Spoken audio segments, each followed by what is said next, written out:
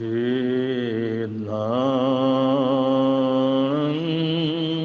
बुद्धाणं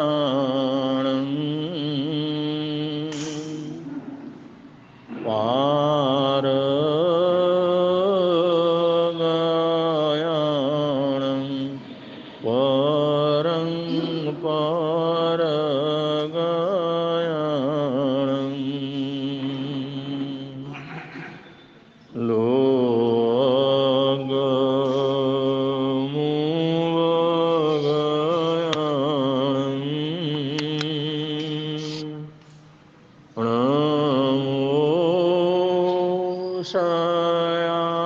सब सिद्धाणं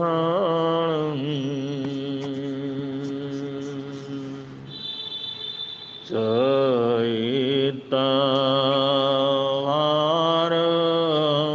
वासं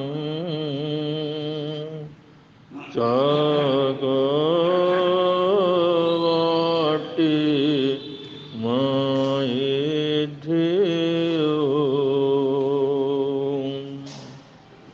शान्ति शान्ति करे लोए पतु गाई मणुत्तरम्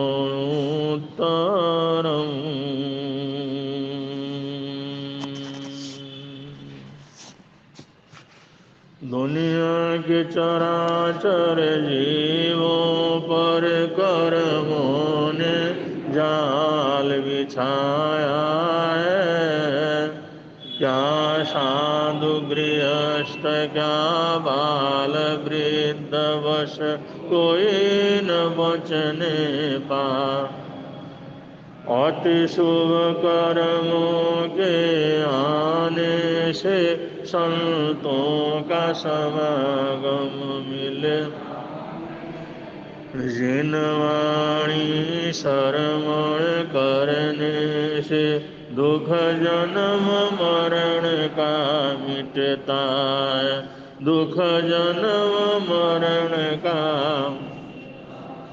ऐसा मैं नदी गिरार में सब बह जाया करते। समय बड़ा तूफान प्रबल पर्वत झुक जाया करते। अक्सर दुनिया के लोग समय में चक्कर खाया करते हैं। लेकिन कुछ ऐसे होते जो इतिहास बनाया करते हैं। इतिहास बनाया करते हैं।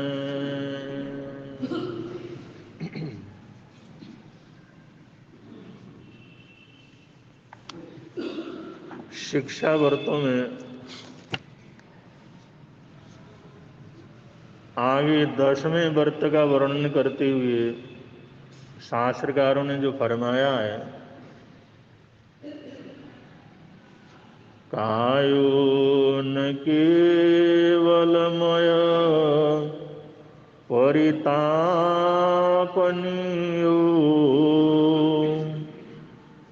मिष्टैरसैर्बहुविधैर् न चलालनीया।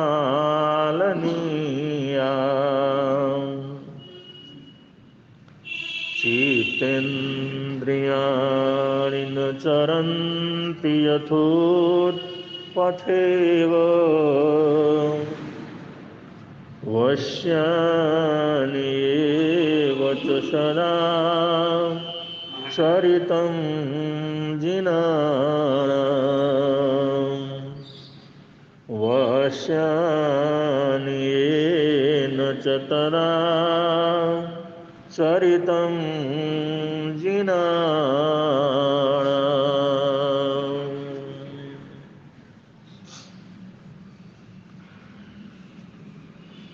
शिक्षा व्रतों की आराधना जो कि श्रावक चरित्र का वेश बनाने के लिए प्रयत्न पूर्वक किया जाता है। सामायिक का अनुष्ठान हमारे जीवन में कितना महत्वपूर्ण है, ये आप लोग काफी प्रसंगों के माध्यम से सुन चुके हैं। आगे जो व्रत आता है देशावकाशिक व्रत, इसको दशमा व्रत भी कहते हैं, लेकिन यह शिक्षा व्रतों के अंतर्गत आया है, इसलिए ये प्रारंभिक व्रत है साधना के हिसाब से। इसमें विशेष रूप से शास्त्रकारों ने जीवन में संतुलन बनाए रखने की प्रेरणा दी है।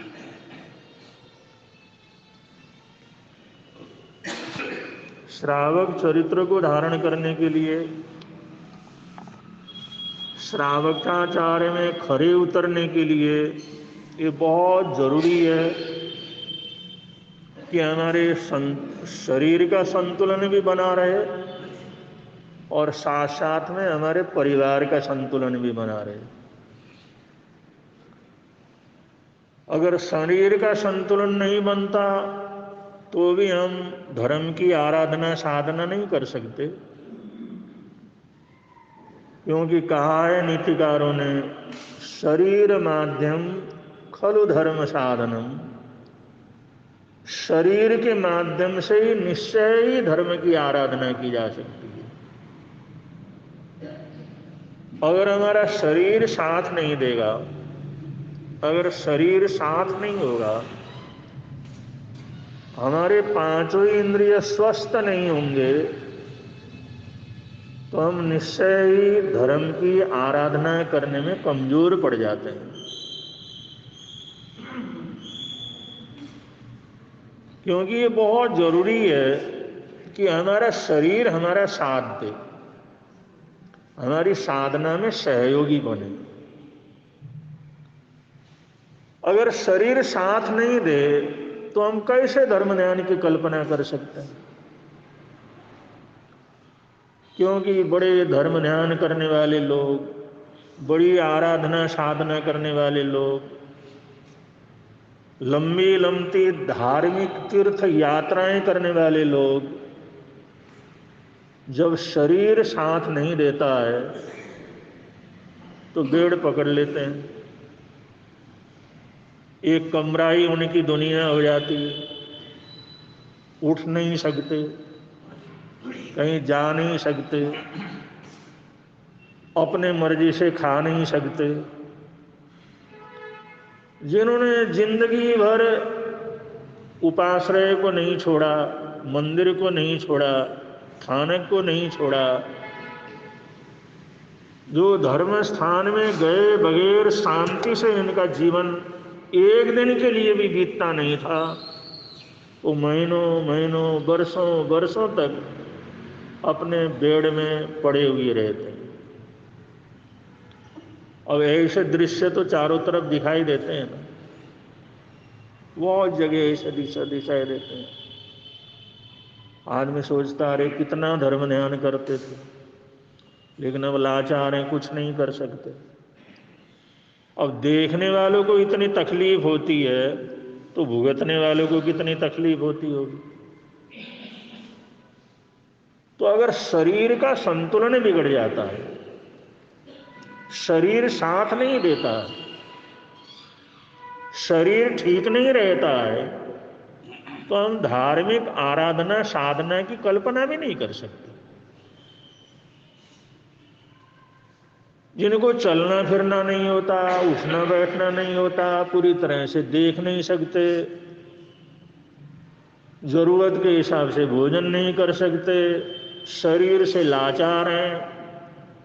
अब ऐसी शरीर से लाचार होने के बाद आदमी के मन में कितनी धर्म ध्यान की भावना हो, कितनी सेवा की भावना हो, कितना ही धार्मिक आराधना साधना करने का मन के अंदर भाव हो, लेकिन क्या काम आता है? कुछ काम नहीं आता।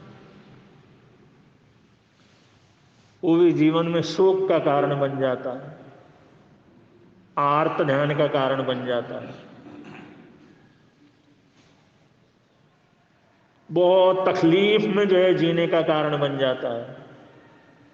इसलिए शास्त्रकार इस देशावकाशिक वर्त के अंदर ये कहते हैं, तुम प्रारंभ से ही शरीर का संतुलन बनाए रखने का प्रयत्न करो, और किसी के शरीर का संतुलन है तो अपनी इच्छा के अनुसार धर्म ध्यान कर सकता है। संतुलन होने का मतलब ठीक है, समय के अनुसार, आयु के अनुसार, जितना उसका शरीर चलना चाहिए, जितने उसके इंद्रिय उपेंद्रिय चलने चाहिए वो चलते हैं, तो ये संतुलन रहता है। और बहुत बार आदमी धर्म ध्यान को बहुत करना चाहता है, लेकिन परिवारजनों के मन के अंदर वो रुचि रहती नहीं, तो सामायिक के पीछे लड़ाई झगड़े हो जाते हैं। भाई घर में काम है, तुम थानक में जा करके बैठ जाते हो, मंदिर में जा करके बैठ जाते हो, जब घर को ही नहीं संभाला जाता तो और क्या संभालोगे। अब ऐसे ऐसे ताने मारते हैं लोग, ऐसे ऐसे परेशान कर लेते हैं। अगर परिवार की अनुकूलता नहीं रही, परिवार में संतुलन नहीं रहा, पारिवारिक जनों के अंदर उसका भरोसा नहीं रहा, तो भी वो धर्म ध्यान नहीं कर सकता। और तपस्या की भावना, लेकिन परिवार का कोई भी व्यक्ति तपस्या को पसंद नहीं करता। उपवास कर ले तो महाभारत शुरू हो जाता, आयतों शुरू हो जाती।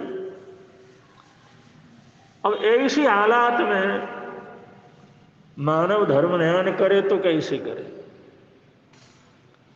तो इसलिए शास्त्रकार ये शिक्षा व्रतों के अंदर देशावकाशिक व्रत को रखते हैं कि तुम पहले थोड़ा थोड़ा अभ्यास करो, इतना थोड़ा थोड़ा अभ्यास करो, इतना सामान्य अभ्यास करो जिससे किसी भी परिवार वालों को भी कोई तकलीफ न हो और अपने शरीर को भी तकलीफ न हो। और एकदम इंसान शरीर के ऊपर भी तो बोझ नहीं डाल सकता, उसको भी तो अभ्यस्त होना पड़ता है।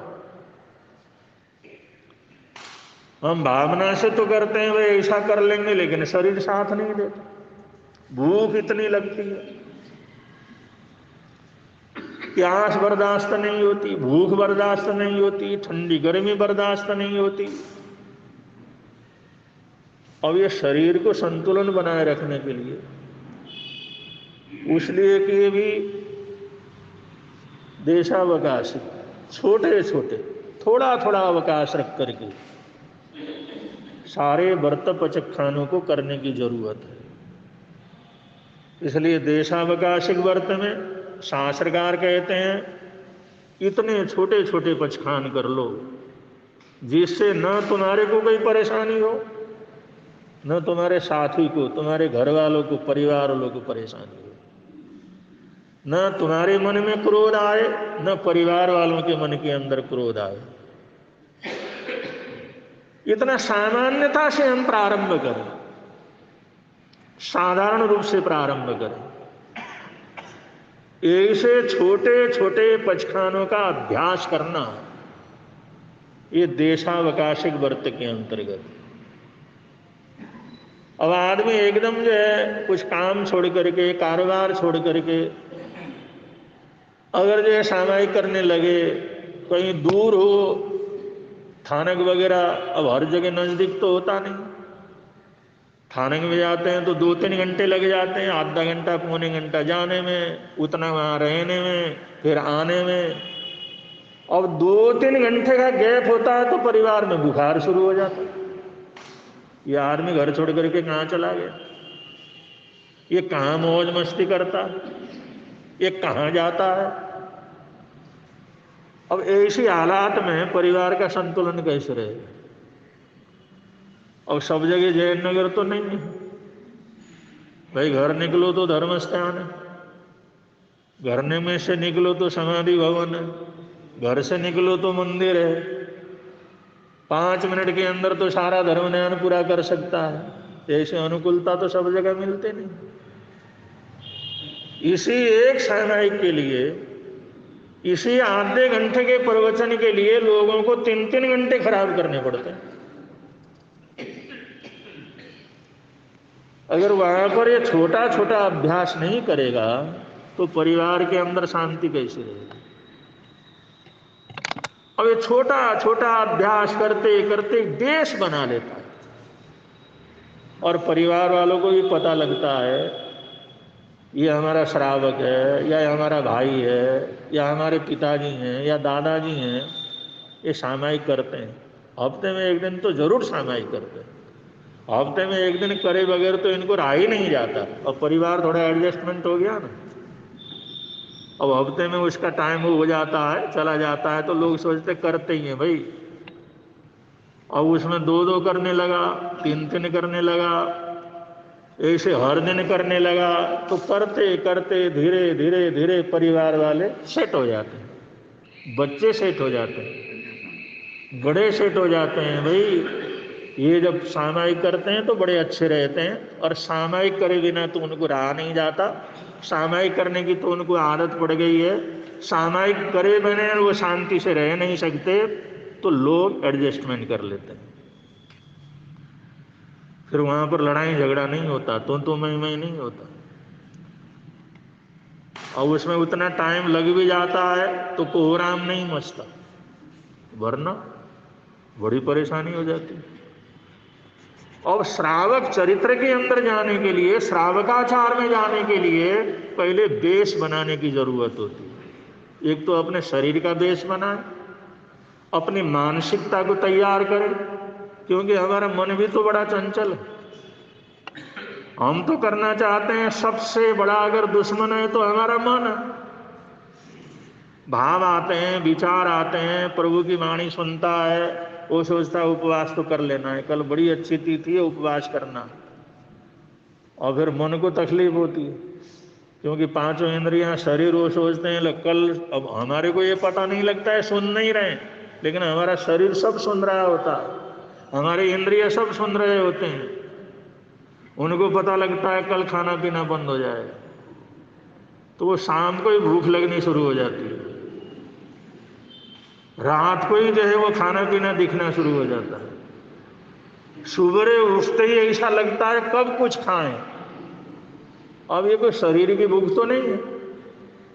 शरीर के लिए तो दिन निकलने के बाद 1 घंटा, आधा घंटे के बाद रोज नाश्ता करता है। लेकिन आज क्या हुआ, कल का उपवास सोचते ही ये तमाशा कैसे खड़ा हो गया, शाम को ही कैसे भूख लगने लग गई, सुबह कैसे हुआ भी उठा ही नहीं जाता। और घर वाले भी कहते हैं भाई तुम्हारे से उपवास कैसे होगा, इस हालात में करोगे कैसे, करो पार ना। तो इस तरह से जब तक हम अपने मन की आदत को नहीं बनाते, मन को भी आदत डालने की जरूरत होती है, हमारे शरीर को भी उस तरह से मोड़ने की जरूरत होती है, हमारे परिवार को भी उस तरह से मोड़ने की जरूरत होती है।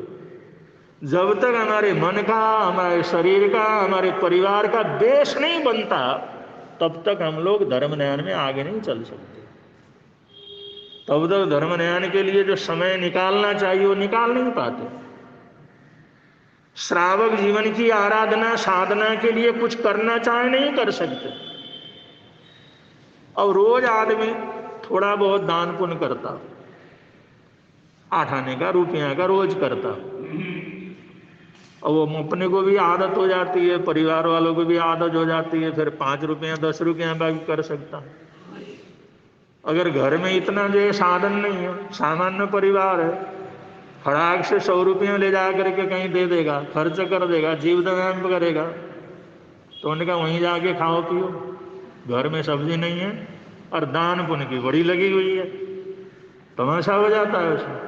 तो उसके लिए भी थोड़ा थोड़ा आदत बनाने की जरूरत है कि आदमी ऐसा है, या ये बहन घर के परिवार की जो है ये श्राविका ऐसी है कि दान पुण्य तो करते ही रहते हैं, थोड़ा थोड़ा करते करते करते करते अपने मन का अभ्यास भी हो जाता है, अपने शरीर का अभ्यास भी हो जाता है और अपने परिवार का अभ्यास भी हो जाता है। ये शिक्षा व्रत धार्मिक अनुष्ठान का एक देश बनाने के लिए, उसका वातावरण तैयार करने के लिए, उसका एक माहौल तैयार करने के लिए, आधार तैयार करने के लिए। क्योंकि बड़ा मकान तभी बनाया जा सकता है जब उसकी नींव को मजबूत किया जाए। अगर नींव गहरी नहीं है, नींव मजबूत नहीं है, तो ऐसे जो है किसी मकान को खड़ा नहीं कर सकते। कहीं पर भी बिना बेस के, बिना धरती को मजबूत किए, बिना नींव को मजबूत किए हम ऊपर का भवन खड़ा नहीं कर सकते, उसके अंदर खंभे नहीं गाड़ सकते, उसके अंदर भार नहीं डाल सकते। जितना उसको भार डालना है तो उसके लिए उतना ही मजबूत बेस बनाने की जरूरत है। इसलिए शास्त्रकार कहते हैं ये 4 प्रकार के जो शिक्षा जो है व्रत हैं, उन शिक्षा व्रतों का आराधना करते हुए, इनको बनाते हुए तुम बेस तैयार करो। वरना लोगों के घर में एक एक पचखान के पीछे बड़ा भारी झगड़ा शुरू हो जाता है। जैसे कोई आया घर में, खानक में आया, उन्हें एक बात सुना, भाई जमीकंद का त्याग करना चाहिए, जोश में आ गया, उसने आलू का त्याग कर दिया, मैं आलू नहीं खाता। और घर में गया, परिस्थिति ऐसी है, घर वाले ने आलू ही बनाया हुआ, और कहते आलू तो नहीं खाता मैं, और झगड़ा हो जाता। हम 3-3 सब्जी बनाए, 4-4 सब्जी बनाए, बच्चों के लिए अलग बनाए, तुम्हारे लिए अलग बनाए। खाना हो तो खाओ, नहीं खाना हो तो कोई बात नहीं, बनेगा तो यही। और कभी कभी तो इतना झगड़ा हो जाता है, जो कोई त्याग पचखान करता है वही सब्जी बनती है रोज, उन्हें दूसरा बनेगा ही नहीं। और रहो भूखे, जाओ होटल में जाकर के खा के आ जाओ, घर में तो वही बनेगा। अब ये होता है, आप लोग तो उस माहौल के अंदर हैं जिस माहौल में जन्म से ही जैन धर्म मिला है, जन्म से ही नमकार मंत्र मिला है, जन्म से ही ऐसे संस्कार मिले हैं, जन्म से ही रोज सुनते हैं। कि नए लोग जुड़ते हैं ना, उनके घरों में इन्हीं चीजों को लेकर के बड़ा भारी लड़ाई झगड़ा हो जाता है, बड़ी भारी परेशानियां खड़ी हो जाती, बड़ी तकलीफें शुरू हो जाती हैं। अगर घर परिवार के सभी लोग उस तरह से न मानने वाले, उस तरह की श्रद्धा न रखने वाले, उस तरह से एडजस्ट न करने वाले, तब तो बड़ा कठिन काम हो जाता है। इसलिए देशावशा की व्रत है, 1 घंटे के लिए कर लो, 2 घंटे के लिए कर लो, 4 घंटे के लिए कर लो, ज़्यादा से ज़्यादा 1 दिन के लिए कर लो। चलो 1 दिन में तो न मिला तब भी मरेंगे तो नहीं, 1 दिन नहीं खाएंगे तो क्या फर्क पड़ता है, उतना तो कर सकता है। अगर रोज का कर लिया तो बड़ा भारी समस्या पैदा हो जाती है। इसलिए छोटे छोटे पचखान करने होते हैं। ये 14 प्रकार के नियम हैं, वो भी इसके अंतर्गत ही है। 14 प्रकार के नियमों में कुछ नहाने धोने संबंधी नियम है कि हमें नहाना धोना, श्रृंगार वगैरह करना, विलेपन वगैरह करना, उनकी मर्यादाएं की जाती हैं। उनके अंदर से कुछ त्याग किया जाता है, कुछ न कुछ परिवर्तन किया जाता है। आज इन चीज़ों का प्रयोग नहीं करेंगे, या सिर्फ इतने जल से स्नान वगैरह करेंगे, क्योंकि जल समस्या बहुत बड़ी समस्या है। जितना बचा के रखते हैं उतना ही अच्छा रहता है, सामाजिकता से ली गई। और पहले ज़माने में भी जल की बड़ी समस्या थी, और आगे भी हमेशा जल की समस्या आने वाली है। आज भी दुनिया के अंदर जल की समस्या सबसे बड़ी समस्या है। तो पेय जल को नष्ट करना, पीने के जल को नष्ट करना, जिसके लिए लाखों करोड़ों रुपया जिसको तैयार करने से लगता है, उसको अंधाधुंध प्रयोग करते हैं, तो इसमें बड़ी भारी समस्या हो जाती है। हाँ, इसलिए पानी का बड़ा ध्यान रखा जाता है। पीने का पानी का तुम बहुत ध्यान रखो, पीने का पानी को खराब ना करो। पीने का पानी तैयार करने में सरकार को बड़ा खर्च करना पड़ता है, बहुत टाइम लगाना पड़ता है, तब जाकर के पीने का पानी तैयार होता है। फिर भी कभी कभी जांच करते हैं तो वो भी खराब निकलता है। तो ऐसी हालात में अगर हम नहाने में, धोने में, कपड़ों में, दूसरे चीज़ों में अंधाधुंध प्रयोग करते हैं तो कितने लोगों को हम पीने के पानी से उनको रोकते हैं, उनको अंतराय डालते हैं। तो ऐसे स्नान, विलेपन, आभूषण, वस्त्र आदि का पचखान जो किया जाता है, ये भी 14 नियमों के अंदर आता है। कि थोड़ा बहुत छोटे छोटे पचखान कर लो जो हमारे व्यक्तिगत से, हमारे परिवार में, उसमें कोई तकलीफ नहीं, किसी को कोई हानिकारक नहीं है। क्योंकि ये व्रत पचखान करने में ये भी ध्यान रखना पड़ता है, कोई भी तपस्या करें, कोई भी साधना करें, कोई भी आराधना करें, अपनी तो प्रसन्नता बनी रहे, अपनी तो प्रसन्नता बनी रहे और दूसरे को तकलीफ न हो। ऐसा नहीं अपनी प्रसन्नता है तो दूसरा कुछ भी हो जाए, हम तो करेंगे भाई, ऐसा नहीं। अगर अठाई करने की इंसान की भावना है, अब ये समाज के अंदर ऐसी व्यवस्था, भाई अठाई करेगा तो उसका जुलूस भी निकालना, अठाई करेगा तो उसको फंक्शन भी करना है, अठाई करेगा तो उसका स्वागत सत्कार भी करना है, अठाई करेगा तो रिश्तेदारों को भी बुलाना है। अगला कहता मैं तो अठाई करूँगा, अगला कहता है भाई अठाई तो ठीक है, और कहते हैं अठाई तो ठीक है, लेकिन वो सब खर्च कहाँ से करेंगे? रोजमर्रे के हमारे खर्चे पूरे नहीं होते, घर के खर्चे पूरे नहीं होते, जो बच्चों की पढ़ाई के हैं, दूसरे के हैं, वो खर्चे पूरे नहीं होते। और तुम लोग इस तरह से अगर अठाई करोगे तो हम कहाँ से रिश्तेदारों को बुलाएंगे, कैसे खर्च करेंगे, कैसे फंक्शन करेंगे? तो उस अठाई के पीछे बड़ी भारी समस्या छुपी हुई रहती। अब ऐसी अठाई करने से उसके लिए तो प्रसन्नता, वो कहता मन में आ रहा मैंने तो करना। अपनी भी प्रसन्नता देखो और उसमें परिवार और दूसरे लोगों को परेशानी न हो, ये भी तुम देखो।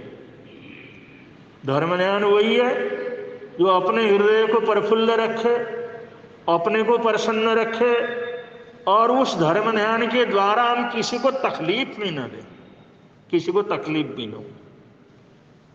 अगर हम अपनी खुशी के लिए दूसरे को तकलीफ के अंदर डालते हैं, दूसरे को मुसीबत के अंदर डालते हैं, तो ये धर्म ध्यान नहीं है। इससे और परेशानियां हो जाती हैं और तकलीफें हो जाती हैं। अब ये सब देश बनाने की जरूरत होती है। अब ये देश कैसे बनेगा? जब थोड़ा थोड़ा करना शुरू करेंगे, धीरे धीरे करना शुरू करेंगे, उसके परिणाम का लोगों को अच्छा लगेगा। परिवार वाले भी अच्छा लगे। जिस दिन से इन्होंने सामायिक करना शुरू किया उस दिन से वातावरण बहुत अच्छा। जिस दिन से ये थोड़ा त्याग पचखान करने लगे या कोई करने लगी तो घर के अंदर बड़ी शांति है, तो परिवार में एडजस्टमेंट हो जाता है। अब जिस दिन से करने लगे उस दिन से अशांति है, तो कौन करने देगा? तो धर्म ध्यान में संतुलन हम कैसे बना करके रखें? अपने शरीर का संतुलन, अपने इंद्रियों का संतुलन, अपने मन का संतुलन, अपने परिवार का संतुलन, और सामाजिक संतुलन भी होता है। परिवार के अंदर सब कुछ आ जाता है।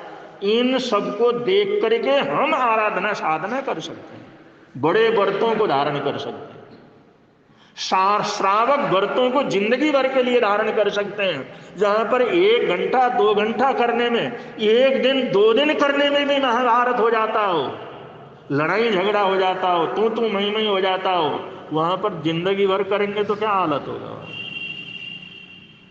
वो धर्म की बजाय अधर्म हो जाता है, अहिंसा की बजाय हिंसा हो जाती है।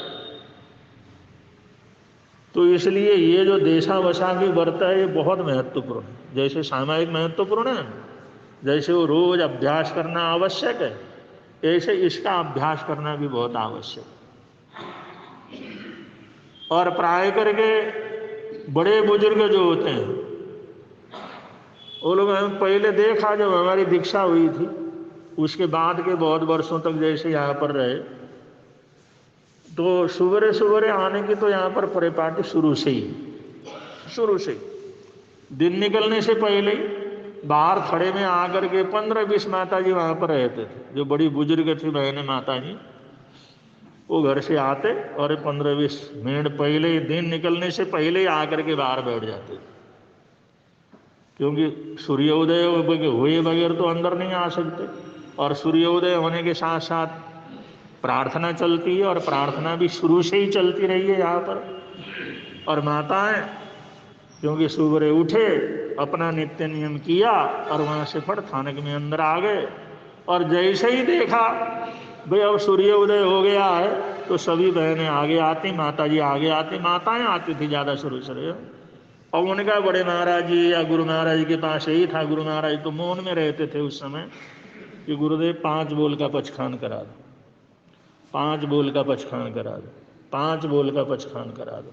तो उन्होंने पूछा भाई 5 बोल का मतलब क्या है, क्योंकि हमारे को भी पहले पता नहीं था। उन्होंने कहा 5 बोल का मतलब ये है आज दिन भर में 5 चीज़ों का ये पचखान करेंगे, 5 चीज़ों को छोड़ेंगे या 5 चीज़ों को अंगीकार करेंगे। तो बहुत लोग थे वो 5 बोलों का पचखान करते, और पचखान के करते और आँख को हम गोचरी पाने की आज्ञा देते हैं।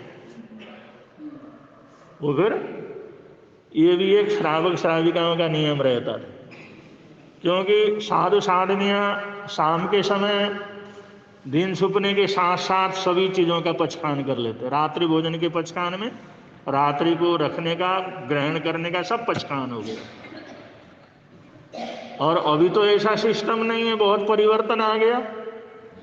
अभी तो ऐसी दवाई बूटी आंतन जो चीज़ें हैं यहाँ पर है। पहले गुरु महाराज क्या करते, शाम के समय वो सारे जैसे मंजन वगैरह की है, मंजन की चीज़ है, या कोई तेल वगैरह कहीं लगाने की चीज़ है, या दूसरी चीज़ है, वो जो प्रयोग करने वाली चीज़ें थी उनको भी एक झोली में पैक कर देते और उसको भेज देते थे, या नौकर ले जाता था या अड़ोस पड़ोस वाले किसी के घर में रख करके आ जाते।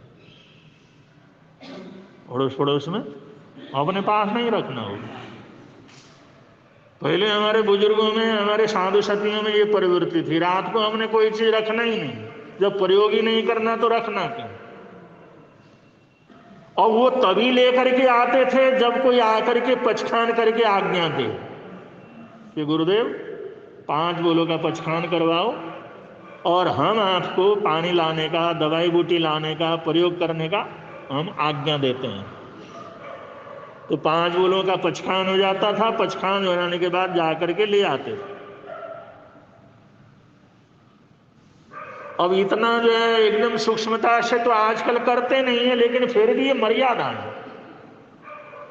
अब इसमें भी बड़ा पुण्य फल माना जाता था भाई, साधु संतों का हमने खुलवाया, उनका जो तपस्या है, उनका रात्रि भोजन का जो त्याग है, रात्रि में सब कुछ छोड़ने का त्याग है, उसको हमने खुलवाया, पचखान खुलवाया।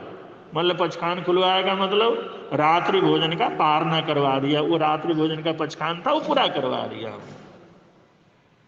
तो माताएं बहनें और बहुत से भाई लोग इसमें बड़ी पुण्यवानी मानते थे।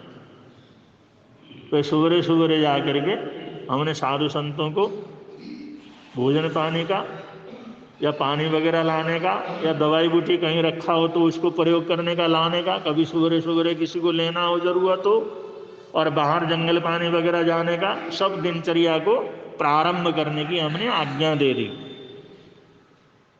अब भावना तो ऊंची है ना।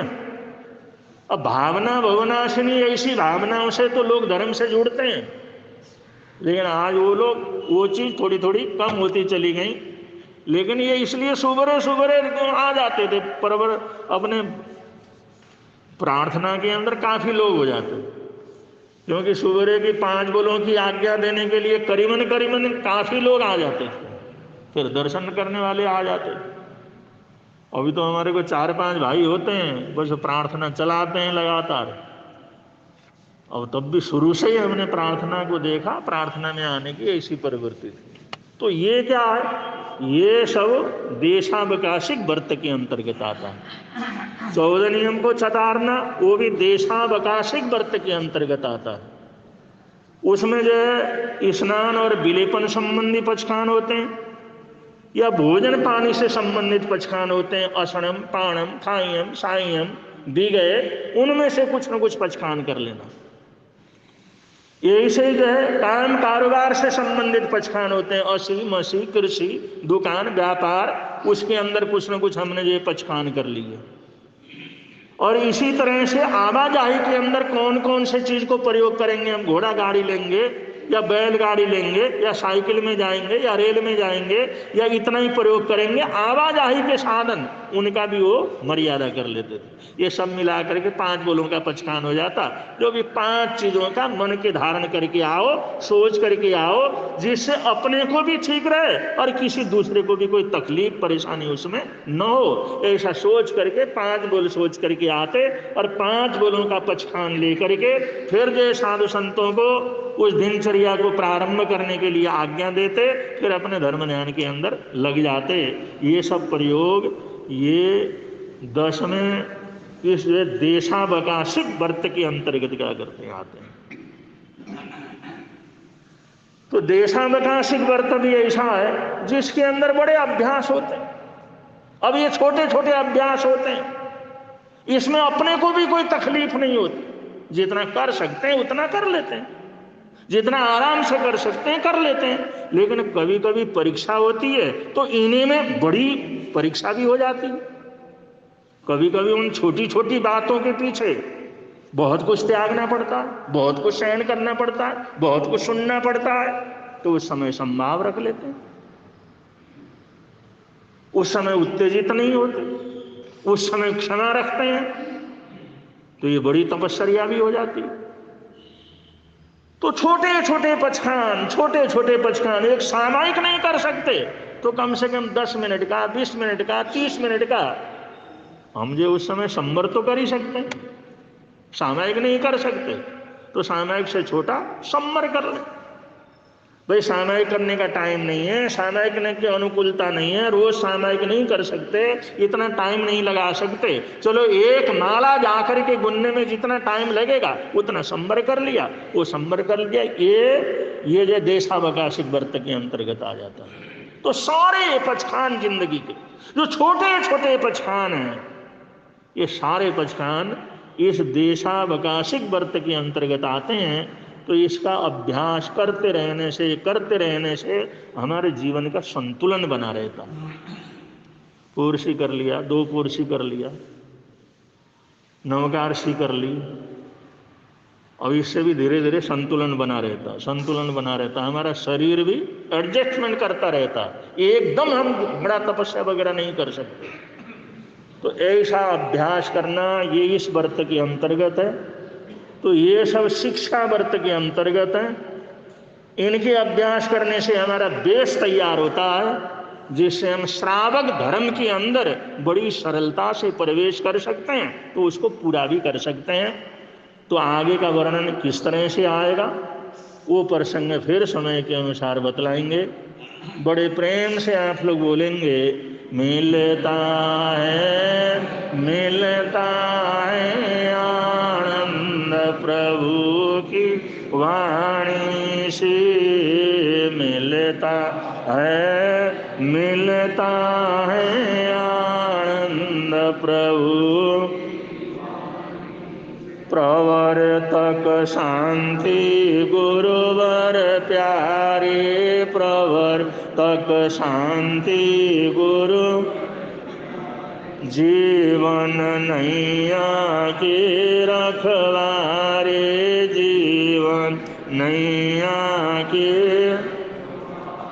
जोड़ गए संबंध प्रभु की वाणी से, जोड़ गए संबंध प्रभु की वाणी से, मिलता है आनंद प्रभु। आज का एकासना वियासना किसी का अगर हो, आज के एकासने वियासने का बचकान पर्यंत सिद्ध ज्ञान से तस्वंते पड़िकौनंदम गरीब आग वो सरे आज का जाप है श्री संभवनाथ भगवान को वंदन बारंबार, श्री संभवनाथ भगवान को वंदन बारंबार, श्री संभवनाथ भगवान को वंदन। वो कल महीने का पहला रविवार है और पहले रविवार को सामायिक दिवस मनाया जाता है गुरु शांति आशीष सेवा समिति की तरफ से। तो कल के सामायिक दिवस का जरूर आप लोगों ने ध्यान भी रखना है। आप तो करते ही हैं और लोगों को भी सूचना वगैरह देनी है जिससे वो कार्यक्रम अच्छी तरह से हो। अब संघ की तरफ से सूचनाओं के बाद मंगल पाठ होगा।